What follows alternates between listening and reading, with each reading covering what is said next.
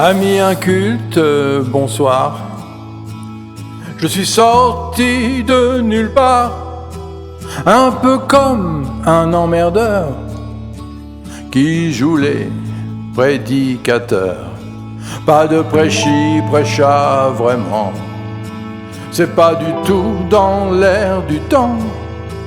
Comme Jonas sur son cachalot, les prophètes font pas de vieux os.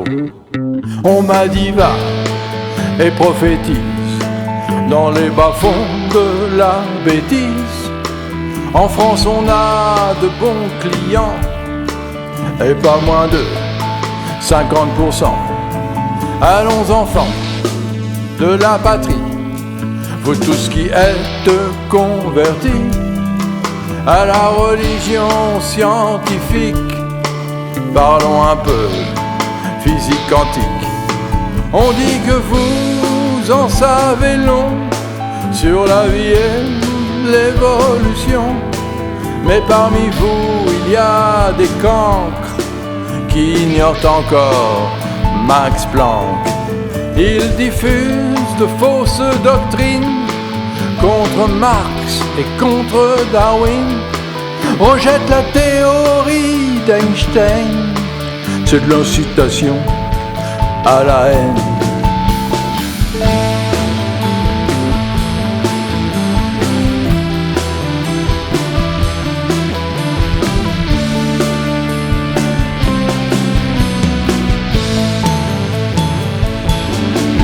Je vais tester vos connaissances à l'aide de quelques évidences. Vous ne pouvez pas ignorer l'origine de l'humanité. Le créateur, il faut savoir, c'est un savant nommé Hasard, bien connu dans la galaxie, prix Nobel de physique-chimie. Il lance en l'air de la poussière, quand ça retombe y a l'univers. Et en sifflant dans un trou noir, à l'autre bout, ça joue Mozart.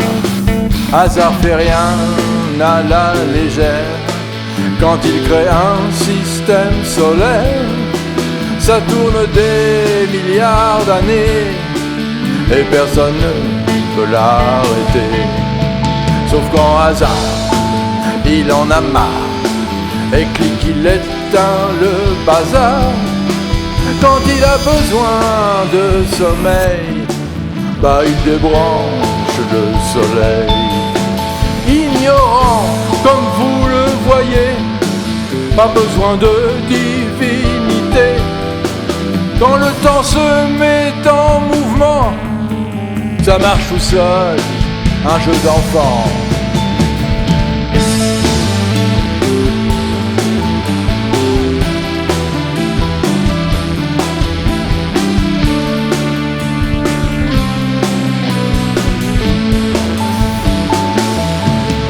Sa plus belle invention, l'amour et la répulsion en retour. Il suffit d'un peu de lumière dans le vide interstellaire. Avec l'agitation rythmique, les atomes deviennent frénétiques.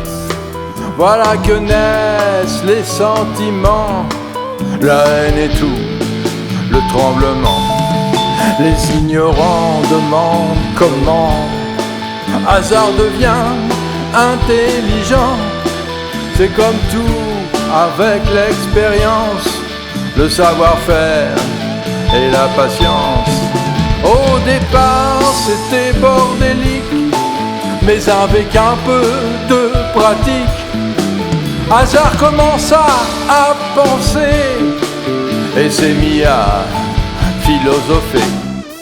Une pincée de matière grise avec un zeste d'électrolyse, et voilà qu'apparaît Socrate, debout bien droit sur ses deux pattes. Au début ça ne ressemble à rien, mais l'idée a fait son chemin. y a pas besoin de Dieu le Père, ni d'architecte de l'univers.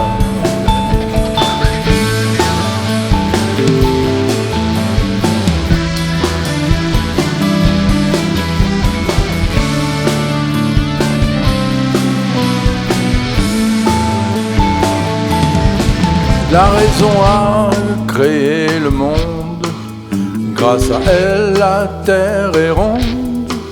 Elle aurait pu être carrée, mais hasard connaît son métier. Il fait pas les choses à moitié, on n'arrête pas le progrès. Parmi les milliards de planètes, c'est la nôtre qui a la vedette. Et dans les galaxies lointaines, personne n'a figure humaine.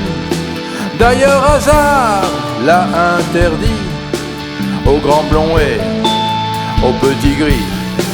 Hasard en savant averti a fait fermer la galaxie pour empêcher les invasions d'étrangers à sa création. Il a placé des satellites, des radars anti-parasites. Quand il tape du poing sur la table, ça fait fuir les indésirables.